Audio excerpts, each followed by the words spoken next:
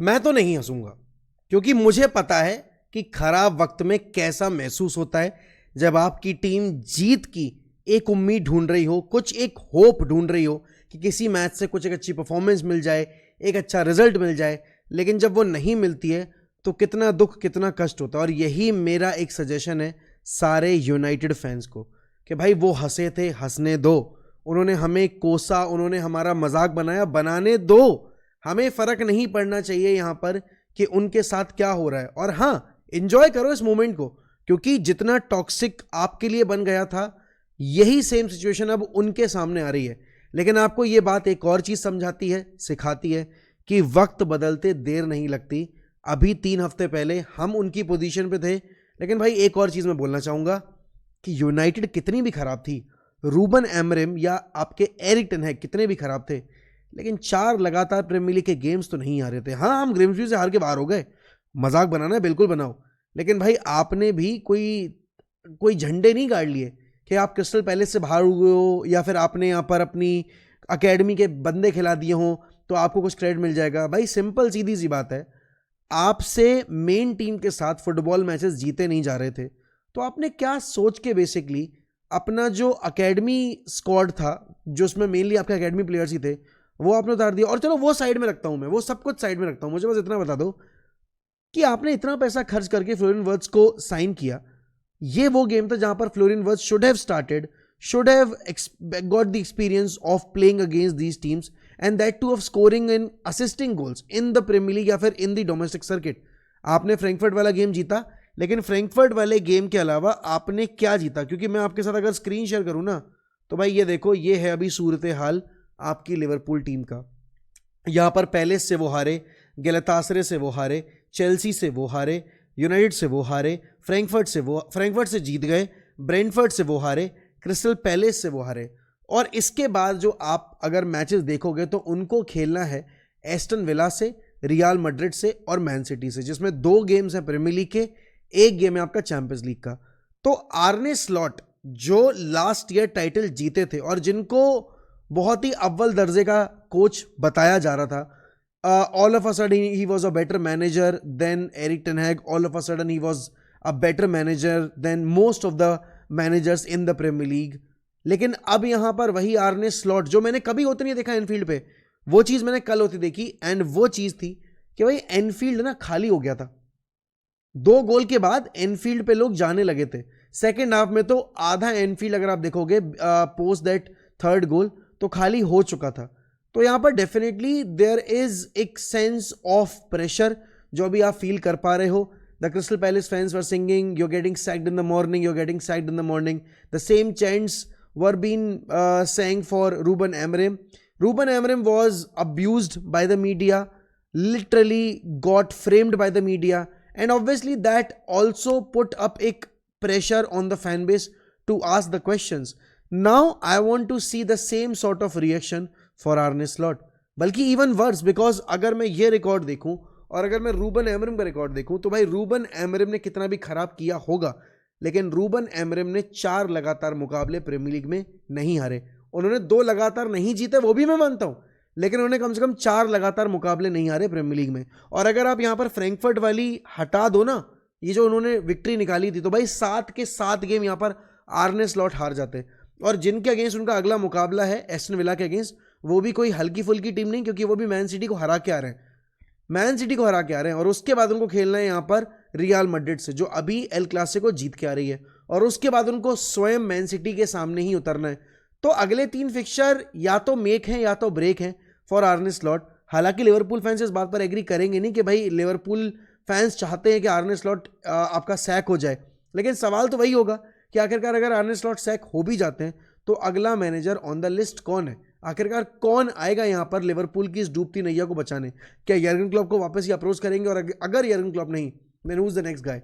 इरायोला या ग्लासनर या कोई और? क्योंकि देखो, अगर अगले 3 मुकाबलों में रिजल्ट नहीं आते हैं, आई डोंट थिंक लिवरपूल इतना खर्चा करने का, जहां पर उन्होंने अलेक्जेंडर इसाक, फ्लोरिन वर्ड्स, ह्यूगो एकितिके, उसके अलावा यहां पर आपके जेरेमी फ्रिंकपोंग, मिलोस कर्केज, इतने सारे प्लेयर्स लाके दिए हों, वो आपसे उम्मीद करें कि आप टॉप 4 ना निकालो। क्योंकि अगर मैं अभी आपको लीग टेबल दिखाऊं, तो भाई लीग टेबल ये रही, इस पॉइंट ऑफ टाइम पे अगर आप देखोगे तो यहां पर लिवरपूल है 7th पोजीशन पे, और अगला मुकाबला उनका एस्टन विला के अगेंस्ट है जो एग्जैक्ट सेम पॉइंट्स के साथ बैठी हुई है लीग टेबल में, और जो पिछला मुकाबला अपना जीत के आ रहे हैं मैन सिटी के अगेंस्ट। तो ये वाला फिक्चर तो आसान नहीं ही होगा।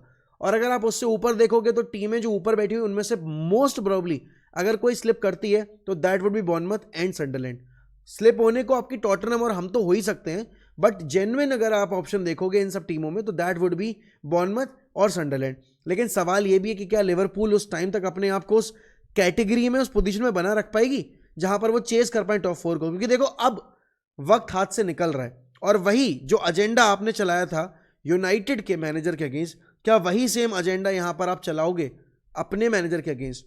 लिवरपूल जो अगर मैं बात करूं एक बहुत ही वेल प्रोटेक्टेड क्लब है इन द मीडिया हाउसेस, क्या वो अब यहां पर ये सेम सवाल करेंगे कि स्लॉट आउट व्हेन, क्या ड्रेसिंग रूम लूज कर दिया है बिकॉज साला वहां पे मस्त अपने मंचिंग कर रहा था और मुस्कुरा रहा था, तो क्या प्लेयर्स को फर्क नहीं पड़ रहा है? क्या आर्ने स्लॉट के पास कमांड नहीं है? आप ना जर्मी फ्रिंगपोंग को खिला रहे हो, आप ना यहाँ पर अपने नई साइनिंग फ्लोरिन वर्ल्स को खिला रहे हो, आप ह्यूगो एक्टिके को भी प्रॉपर्ली यूज नहीं कर पा रहे हो।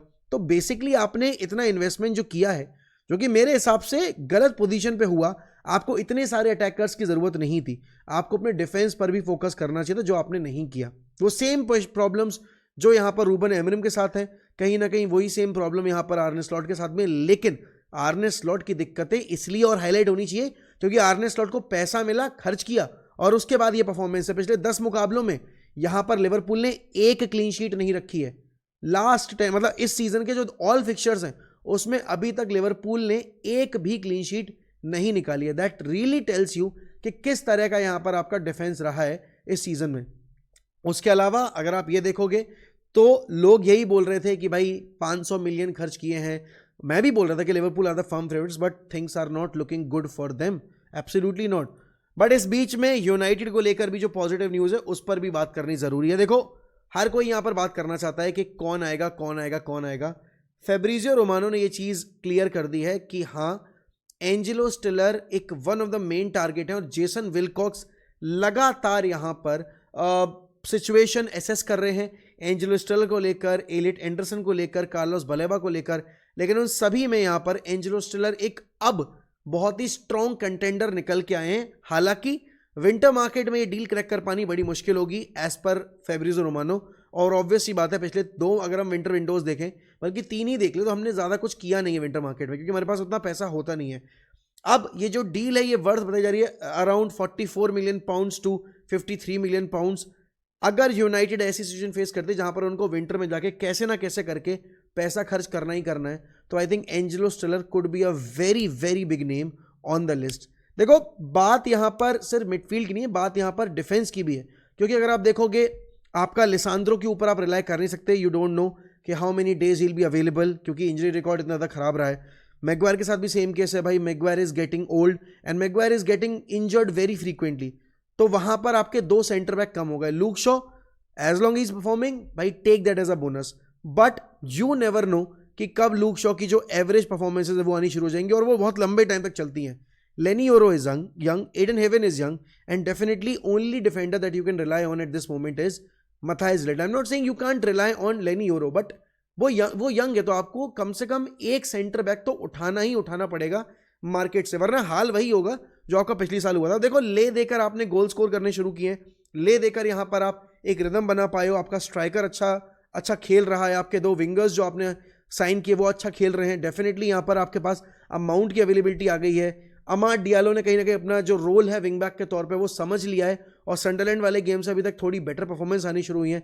लेकिन इन सबके बीच में सवाल वही खड़ा हो जाता है भाई कि बिना राइट बैलेंस के रूबन एमरिम की टीम कितना आगे जा पाएगी। क्योंकि देखो जो अभी लीग टेबल में पोजीशन है वो तब तक अच्छी लग रही है जब तक हम मैचेस जीत रहे हैं। जिस दिन यहाँ पर मैचेस हारने शुरू हुए वही पोजीशन यहाँ पर आपको और डमाडोल नजर आएगी, एंड देन फैन बेस नहीं भूलेगा इस चीज़ को कि रूबन एमरिम को एक स्टेबल प्रोजेक्ट पे काम करने को बुलाया गया था, बट वो स्टेबिलिटी रूबन एमरिम दे नहीं पाए। उस वक्त पे कोई डिस्कस नहीं करेगा कि भाई प्लेयर्स हैं नहीं है, because ultimately everything comes down to the result and everything comes down to the manager CV. अब मैनेजर का सीवी यहां पर कहता है कि स्पोर्टिंग में उसने यही सब चीजें की थी और उसने बिल्कुल एक अनप्रेसिडेंटेड रेंज स्टार्ट किया था स्पोर्टिंग का, तो ये सेम काम यहां पर प्रीमियर लीग में विद यूनाइटेड क्यों नहीं कर पा रहा है, बट लोग उसके रियल रीजंस को समझने की कोशिश भी नहीं करते हैं।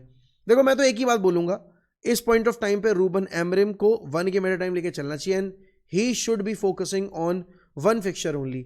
विंटर मार्केट आने से पहले अपनी पोजीशन अगर हम इतनी स्ट्रॉन्ग कर लेते हैं ना, हम अगर टॉप 5 के आसपास भी रहते हैं, हम टॉप 5 टॉप 6 में रहते हैं, तो हाँ मैनेजमेंट जरूर सोचेगी कि भाई इनको प्लेयर देते हैं, let them finish inside top 5 top 4 जो भी उनका फिर एम्बिशन रहे, and increase the chances of getting more revenue. क्योंकि जब आप चैंपियंस लीग के लिए क्वालिफाई करोगे तो आपको मैच डे रेवेन्यू बढ़ के मिलेगा, प्लस आपको प्राइज मनी भी मिलेगी उस चीज़ की। तो डेफिनेटली यहाँ पर अब सीन ये है कि यूनाइटेड को कुछ भी करके यूरोप पे फोकस करना ही करना है, क्योंकि अगर यूरोप पे फोकस नहीं करोगे तो भाई आप अपना स्क्वाड इनहेंस नहीं कर पाओगे। और स्क्वाड इनहेंस करना ये नहीं होता कि आप 130 मिलियन 140 मिलियन की साइनिंग लेकर आ जाओ, राइट बैलेंस फाइंड करना होता है, और वही राइट बैलेंस मिसिंग है आपके लिवरपूल की इस लाइनअप में। कहने को तो चेल्सी ने भी कल अपने पैर पे कुल्हाड़ी दे ही मारी थी ना भाई, वो आराम से कंफर्टेबल विन निकाल रहे थे, लेकिन ऑल ऑफ अ सडन पता नहीं उनको क्या माता चढ़ गई and they barely won that game by 4-3। Red card ले लियम डेलप ने, इंजरी को पहली बार वापस आए और वापस पवेलियन भी बहुत जल्दी ही गए, बहुत बड़ी फुर्ती में गए सेकंड येलो लेकर। वूल्स जैसे ही सेकंड येलो मिला चढ़ गई बिल्कुल आपकी चेल्सी के ऊपर। वो तो भला हो आपके गिटेंस का कि उसने एक वंडर स्ट्राइक मार दी, वरना कल चेल्सी भी एलिमिनेट ही हो जाती है। और इसीलिए मैं बोल रहा हूं दोस्तों, यूनाइटेड फैंस हंसना नहीं है, स्पेशली लिवरपूल के ऊपर तो बिल्कुल नहीं हंसना है, क्योंकि आपको पता है आप किस दर्द से गुजरे हो, आपको पता है यहां पर कि यूनाइटेड ने क्या काले दिन देखे। तो डेफिनेटली यहां पर वो वक्त बदलते देर नहीं लगती है, एक खराब गेम एंड पूरा मोमेंटम स्लिप हो जाएगा, वापस से बातें शुरू हो जाएंगी कि क्या Ruben Amorim is the right manager और ही इज नॉट। क्योंकि अल्टीमेटली सबको अपना एजेंडा ही चलाना है और लोग उसी के बेसिस पर मिंट करते हैं व्यूज को। क्योंकि आप अगर देखोगे यूनाइटेड के बारे में आप न्यूज प्रिंट करोगे वो ज्यादा बिकेगी, चाहे अच्छी हो बुरी हो कैसी भी हो, लेकिन अगर आप प्रीमियर लीग में लिवरपूल या आर्सेनल या मैन सिटी इनके बारे में लिखोगे, किसी क्लब के बारे में लिखोगे, न्यूज उतनी नहीं बिकेगी, बिकॉज मार्केट में डिमांड सिर्फ और सिर्फ यूनाइटेड की ही होती है। क्योंकि मास यूजर्स जो हैं आपके सोशल मीडिया पे वो पढ़ना ही चाहते हैं कि यूनाइटेड में अब कौन सा नया तमाशा चल रहा है। बट तमाशा तो अभी एनफील्ड पे चल रहा है। सवाल तो सबसे यही है कि भाई आपके हिसाब से क्या लगता है आपको, Arne Slot will be sacked या फिर Arne Slot will be continuing as the Liverpool manager for this entire season? क्या लगता है आपको? Do let me know in the comments. भाई सब्सक्राइब कर दो चैनल को जल्दी से, सारे बटन दबा दो, सारे बटन मतलब जल्दी से ना सब्सक्राइब बटन दबा दो, बेल आइकन दबा दो। मेंबरशिप अगर आप ज्वाइन कर पाओ तो बहुत ही अच्छी बात है, उससे बेहतर चीज कुछ हो नहीं सकती। लेकिन लाइक कर देना इस वीडियो को, और मोस्ट इंपॉर्टेंटली शाम में मिलना मत भूलना, बिकॉज शाम में करेंगे बैठ के तांडव, बातें करेंगे दिल से, बहुत अच्छी स्ट्रीम करेंगे। तो don't forget to like this video, comment down below about your thoughts regarding Liverpool, United and Chelsea obviously. Baki, thank you so much for watching. Bye bye and take care. Love you all.